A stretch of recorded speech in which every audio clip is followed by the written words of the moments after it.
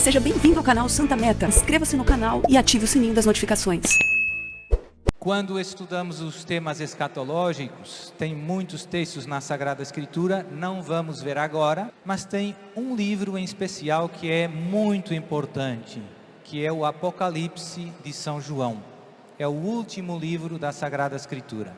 Em concreto, tem o famoso capítulo 20 do livro do Apocalipse, em que São João, com a sua linguagem cheia de imagens, fala, e no capítulo 19 também, São João, se você pegar a escritura, fala de um primeiro combate no final dos tempos, um combate escatológico entre as forças do bem e do mal. E no final desse primeiro combate, capítulo 19 do Apocalipse, quem tem a Bíblia de Jerusalém, o título é Primeiro Combate Escatológico. Nesse primeiro combate, são derrotados a besta, ou seja, o anticristo, e o falso profeta, e são lançados no inferno, no lago de fogo. E depois dessa derrota, São João fala, capítulo 20, da primeira ressurreição, da ressurreição dos justos, dos discípulos, dos cristãos que foram martirizados. E depois fala de que esses justos reinarão com Cristo por 1000 anos. Depois disso, São João fala de outro combate escatológico, que a Bíblia de Jerusalém chama o segundo combate escatológico. E nesse combate entre o bem e o mal, é derrotado o próprio Satanás, que vem e se dá o juízo final, se dá a ressurreição de todos, dos mortos, e Jesus julga, é o juízo universal, e é o ponto final da história. O demônio é definitivamente destruído, derrotado e lançado no inferno.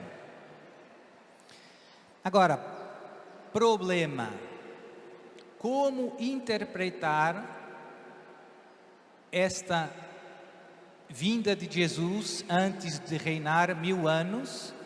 Como interpretar esta ressurreição dos justos? E como interpretar este reinado de Jesus de 1000 anos com os santos? A grande pergunta que queremos é o que São João Evangelista, um dos 12 apóstolos, tinha intenção de nos revelar com estas palavras inspiradas por Deus.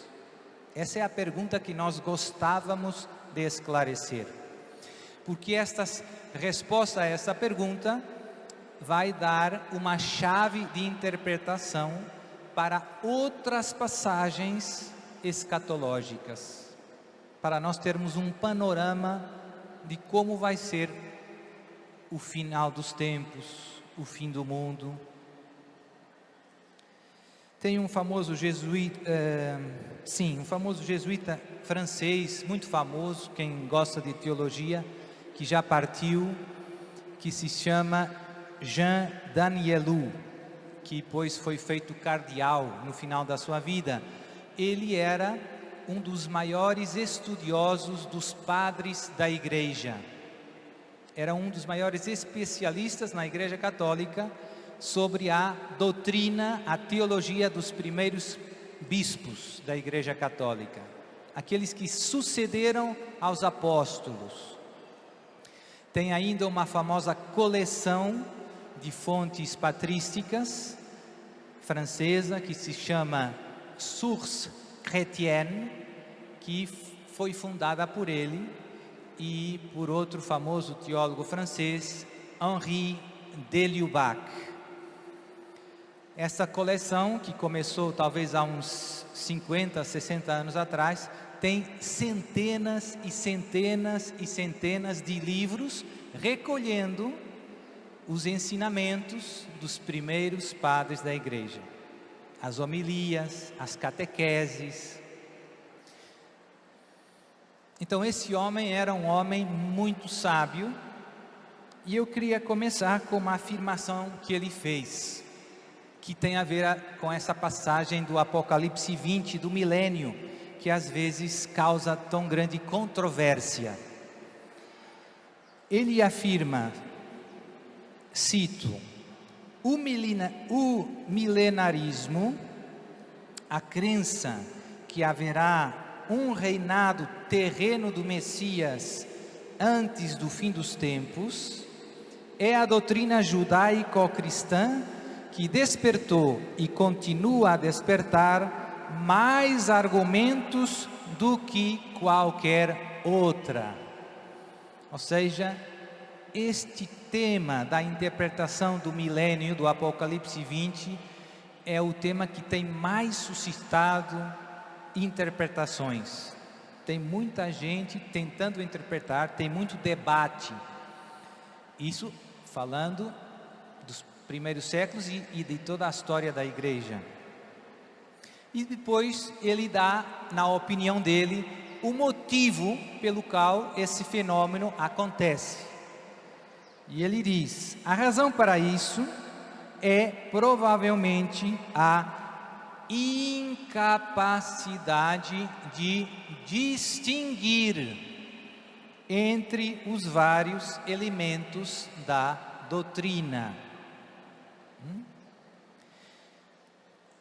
Ou seja, às vezes nós metemos tudo no mesmo saco.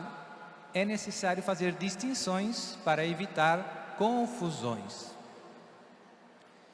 Então, eu vou tentar resumir muitas coisas que levariam muito tempo a expor detalhadamente. Nos 4 primeiros séculos, os padres da igreja fundamentalmente faziam uma interpretação bastante literal dessas imagens do milênio que São João fala no Apocalipse 20. Resumindo muito, o autor que é mais claro e que, digamos assim, eu diria que talvez tem maior autoridade, é um bispo de França, Santo Irineu de Lyon. Também é doutor da igreja. Então, os primeiros padres, os 4 primeiros séculos, eles interpretavam esta passagem de São João bastante literalmente, ou seja, grande tribulação, reinado do anticristo, 3 anos e meio, a abominação da desolação, prevista por Daniel, vinda gloriosa de Cristo Rei, que destrói o anticristo e o falso profeta, ressurreição dos santos e era de paz, a famosa paz messiânica que os antigos profetas do Antigo Testamento tinham falado. E depois, no final dessa era de paz, esses 1000 anos, o Apocalipse fala, o demônio será... durante esses 1000 anos, também São João diz que o demônio é encadeado.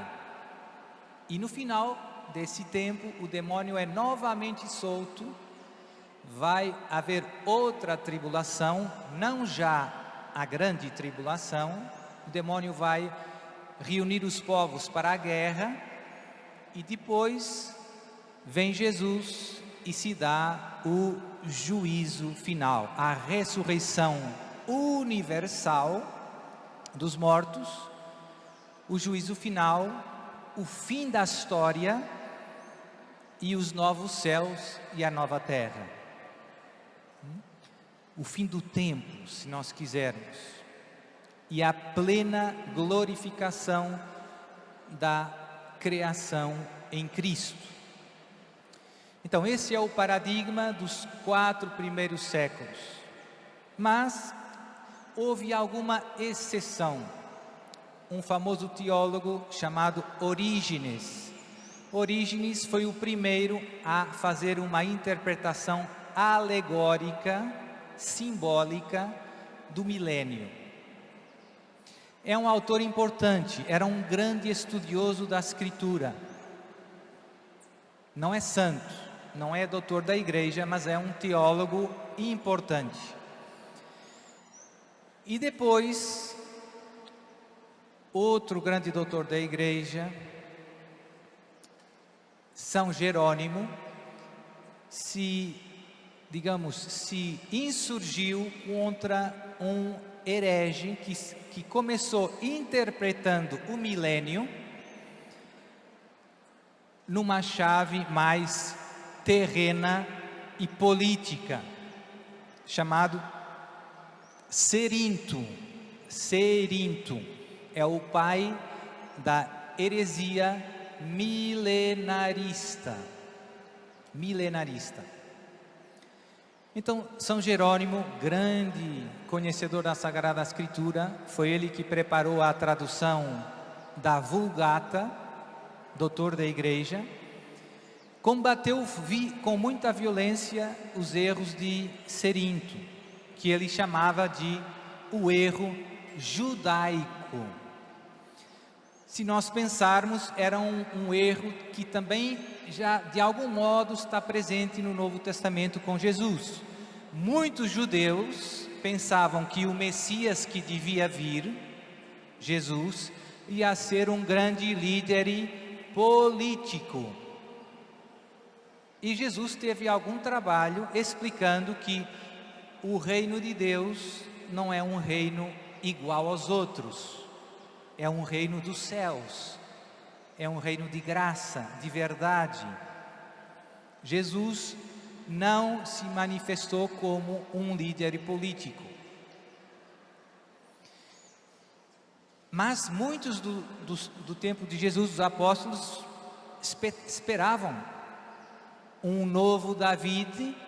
David foi um líder político, teve um reino terreno, teve soldados, lutou em batalhas. O reino que Jesus veio trazer é diferente. Começa nesse mundo, mas vai para além desse mundo. Quando Pilatos pergunta a Jesus se ele é rei, Jesus diz: eu sou rei. Mas o meu reino não é desse mundo, senão os meus soldados combateriam. Então, Jerônimo combate o herege Cerinto, que interpretava os reinados de 1000 anos numa chave terrena. Cerinto pensava que Jesus vinha e ficava, ia ser um grande líder político e militar, e que ia haver muitos banquetes e muitas festas, muita farra. Então Jerônimo combate Cerinto. Escreve a Santo Agostinho, também doutor da igreja, o qual inicialmente, digamos que